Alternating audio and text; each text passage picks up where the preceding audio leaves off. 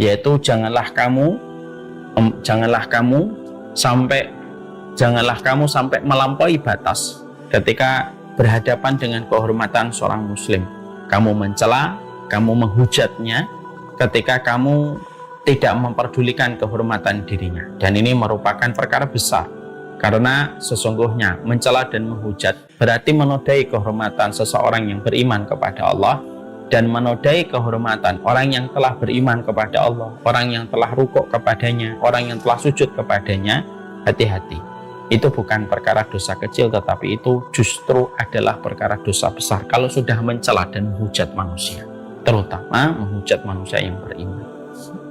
Makanya tentunya kita paham, ya, sedikit mengulang kembali materi, kita tentunya paham bagaimana keutamaan yang dimiliki oleh Ka'bah dan bagaimana kehormatan yang menyelimuti Ka'bah. Tentunya ketika kita melihat Ka'bah, kita sepakat betapa besarnya keagungan yang dimiliki oleh Ka'bah. Kalau ada yang berusaha merusak, maka setiap muslim dari timur ke barat siap membela kehormatan Ka'bah itu. Siapapun yang ingin membakar, siapapun ingin merusak kepada kehormatan Ka'bah, semua orang sepakat untuk mengorbankan dirinya untuk membela kehormatan Ka'bah, karena itu termasuk salah satu syiarnya Allah di atas muka bumi. Tapi tahukah kita, ketika Rasulullah SAW pernah berada di depan Ka'bah, maka Rasulullah mengatakan, wa ma'a'dhamu hurmatuk. Rasulullah mengatakan, wahai Ka'bah, betapa besarnya kehormatan yang dimiliki oleh dirimu. 5 makna Rasulullah mengatakan itu. Wa hurmatul mu'min a'dhamu min hurmatika. Maka Rasulullah lalu berkata, walaupun keagunganmu begitu besar wahai Ka'bah, kehormatan seorang muslim itu sejatinya jauh lebih besar daripada kehormatan dirimu wahai Ka'bah. Ini menunjukkan kepada kita bahwasanya kehormatan seorang mukmin, kehormatan ibu, kehormatan saya, kehormatan Pak Asep, kehormatan Pak Bambang, kehormatan Pak Agus, dan sederet nama, itu begitu besar di sisi Allah. Siapapun yang mereka telah mengambil kehormatan seorang mukmin, mencelanya, menghujatnya, maka dia telah melakukan perkara hal yang besar, jauh lebih besar daripada merusak Ka'bah. Yang kita sepakat itu dosa yang sangat besar ketika ada orang yang kalau ada orang yang biadab melakukan itu. Nah, inilah yang menjadikan kita paham betul. Kalau sudah berhadapan dengan dua, tahan diri kita.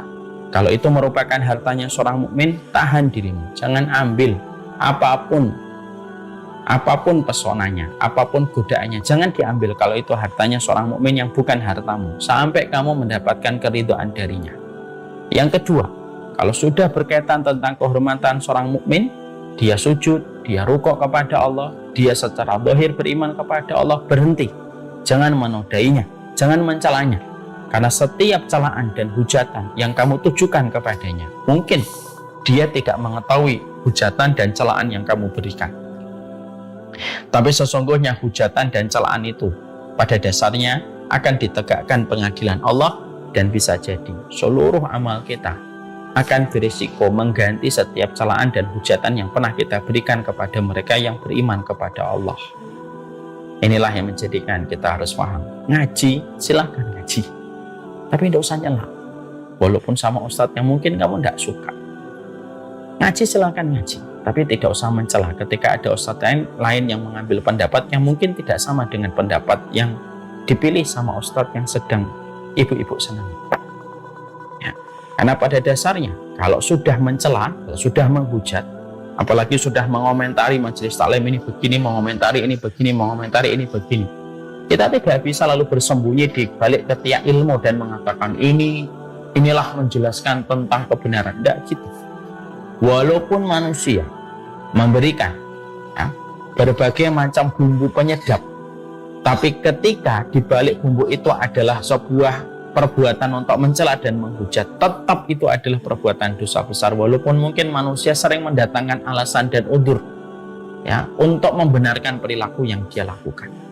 Hati-hati, hujatan dan celaan itu tidak akan pernah menjadikan manusia, kecuali mereka akan celaka ketika harus mempertanggungjawabkan setiap celaan itu kelak di hadapan Allah.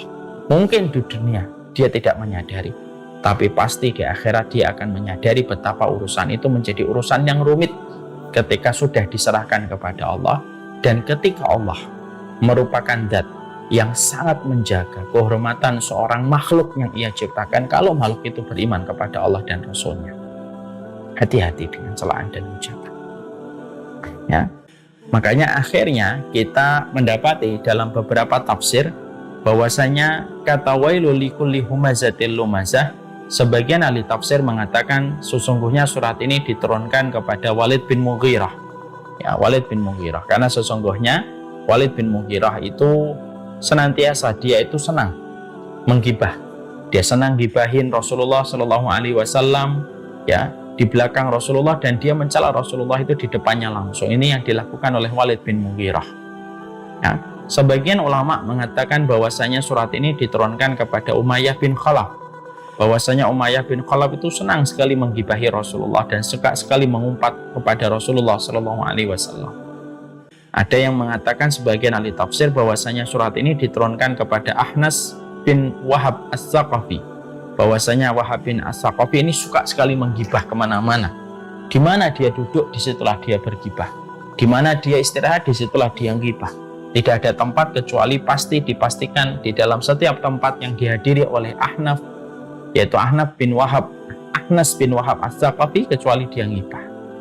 Ya, intinya bahwasanya dari semua pendapat itu adalah siapapun yang manusia suka mencela dan menghujat, baik itu Walid bin Mughirah, baik itu Umayyah bin Khalaf, baik itu Ahnas bin Wahab As-Saqafi, selama mereka suka mencela, selama mereka suka mengumpat, maka itu merupakan surat itu diturunkan kepada mereka.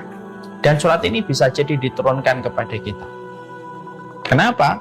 Karena sesungguhnya ketika kita sering dan begitu mudah untuk mencela dan begitu mudah untuk mengumpat, inilah hati-hatinya bagaimana kehidupan kita untuk menahan diri dari celaan, menahan diri dari hujatan, terutama ketika kita bermuamalah dengan banyak manusia. Kalau kamu ada sesuatu yang tidak kamu sukai, sudah berhenti, sudah sibukkan kamu dalam perkara yang lebih bermanfaat. Tutup mulutmu, jangan bicarakan tentang apa yang kamu tidak sukai sampai menjatuhkan kehormatannya dan menodai kehormatan dirinya. Sudah, berhenti saja, tinggalkan. Meninggalkan orang itu, lalu menyibukkan perkara yang lain, itu jauh lebih menyelamatkan untuk kita daripada kita hanya mengikuti emosi di dalam hati kita, mengikuti perasaan yang ada di dalam hati kita untuk menjadikan kita mencela dan menghujat. Tidaklah setiap kalimat yang keluar dari setiap celaan dan hujatan, kecuali kalimat itu akan mencari pemiliknya. Mencari pemiliknya. Siapa yang mengatakan kalimat itu? Dan siapa yang dia jatuhkan kehormatannya dan dia nodai kehormatannya? Kalau tidak ketemu di dunia pengadilannya, maka kalimat itu akan naik ke atas langit dan mencari pengadilan di sisi Allah terhadap kalimat-kalimat yang diucapkan. Mukmin itu adalah orang yang betul-betul berkomitmen kuat dan memiliki karakteristik bagaimana man salimal muslimun min lisanihi wa yadihi. Seorang mukmin itu adalah orang yang betul-betul mampu mendatangkan keselamatan untuk urusan kaum muslimin dengan tangannya dan lisannya. Kalau kita menjumpai ada penuntut ilmu, tapi ternyata mereka pekerjaannya hanya taklim 1 jam 2 jam, setelah itu diisi dengan menghujat fulan, mencela fulan, grupnya hanya untuk mencela fulan, menghujat fulan. Itulah grup humazatil lumazah.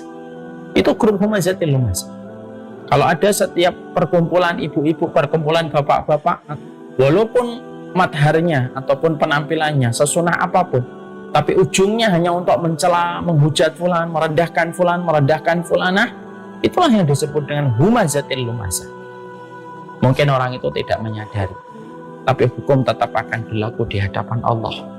Hari ini kadang kita jumpai banyak majelis ilmu yang dikatakan ini majelis ilmu, tapi ternyata adalah majelis ghibah. Mereka hanya membicarakan tentang fulan, mereka membicarakan tentang fulana, dan mereka menikmati bagaimana celaan dan hujatan yang mereka berikan kepada orang lain. Tidak akan menyelamatkan hal semacam itu kecuali mengancam dengan kecelakaan yang besar orang yang sering mencela dan menghujat. Hati-hati terhadap itu.